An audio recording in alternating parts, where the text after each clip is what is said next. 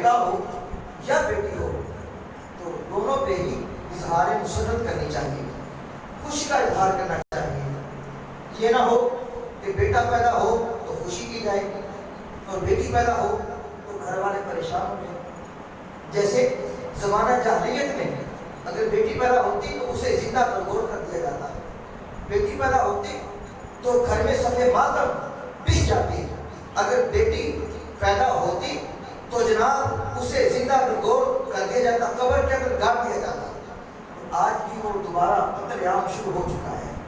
آپ کہیں گے جناب وہ کیسے؟ الٹرا ساؤنڈ کے ذریعے یہ معلومات لے لی جاتی ہے بیٹا ہے یا بیٹی ہے۔ اگر بیٹی ہے اسے ضائع کروا دیا جاتا ہے، حمل اس کا گرا دیا جاتا ہے۔ اگر بیٹا ہو اسے پھر آگے بیان تکمیل تک پہنچایا جاتا ہے۔ صاحب یہ بہت بڑا گناہ ہے، یہ قتل ہے، یہ گناہ کبیرہ ہے کہ بیٹی کی خبر سن کے اس کو گرا دینا، حمل ضائع کروا دینا، بیٹا ہو اس کی حفاظت کرنا، تو یہ کام ٹھیک نہیں ہے، تو اس سے بچنا چاہیے۔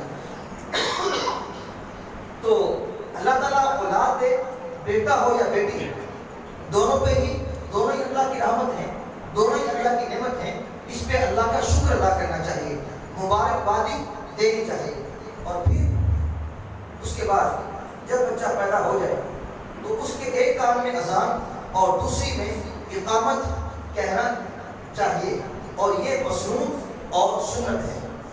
یہ بات بھی ذہن نشین رہے کہ بچہ جس بھی ماحول میں پیدا ہو، مثال کے طور پہ اگر گھر میں ہی بچہ پیدا ہوا ہے، جو دائیاں ہیں انہیں کہہ دیا جائے کہ تم نے اونچی آواز میں مبارکبادی نہیں دینی، تاکہ بچے کے کان میں جو پہلی آواز جائے وہ اللہ اکبر کی جائے، وہ محمد رسول اللہ کی آواز جائے، دوسری کوئی آواز بچے کے کان میں نہ جائے۔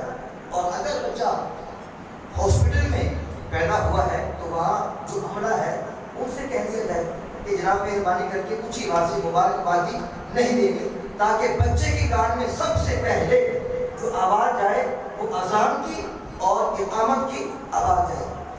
تو یہ وہ بات ہے جو جب بچہ پیدا ہو تو ہمیں کرنی چاہیے۔ تو یہ بات بھی ذہن نشین رہے، ہر بچہ فطرت اسلام پر پیدا ہوتا ہے۔ حضور نبی کریم صلی اللہ تعالیٰ علیہ وسلم کا ارشاد گرامی ہے، کل مولود یولد علی فطرتہ ابواہ یحودانہ و ینصرانہ۔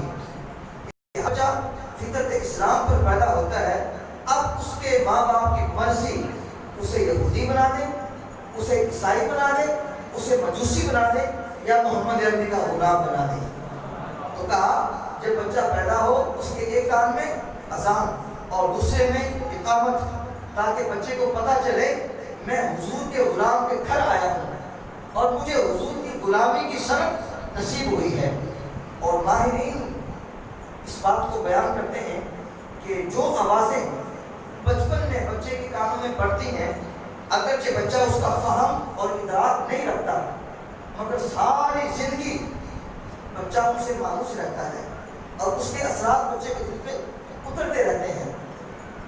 تو بچہ پیدا ہو تو ایک کان میں کیا کہنا ہے؟ اونچی بات سے بولیے، اور دوسرے کان میں اقامت، جو ہم جماعت کے ٹائم پڑھتے ہیں وہ اقامت۔ اس کے بعد بچے کو تحنیک، جسے ہم گھٹی کہتے ہیں، گھٹی دینا یہ مسنون ہے۔ اگرچہ موجودہ دور کے اندر ڈاکٹر حضرات اس کی سخت مخالفت کرتے ہیں، مگر اس کے بے شمار فوائد ہیں۔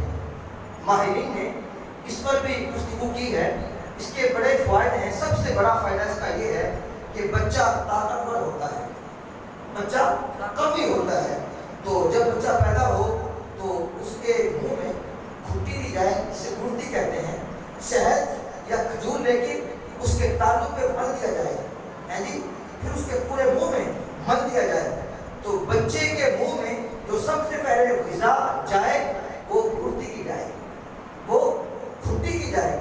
اور اگر خاندان میں کوئی نیک آدمی ہے اسے گھٹی دلوائے تو یہ اچھی چیز ہے، بلکہ کوئی عالم دین ہو، صحیح عقیدہ ہے جی، کوئی پیر صاحب ہو جو نیک ہو، تو کوئی حافظ قرآن ہو، قاری قرآن ہو، اگر اس سے بچے کو گھٹی دلوائی جائے تو یہ بچے کے لیے نیک فال ہے۔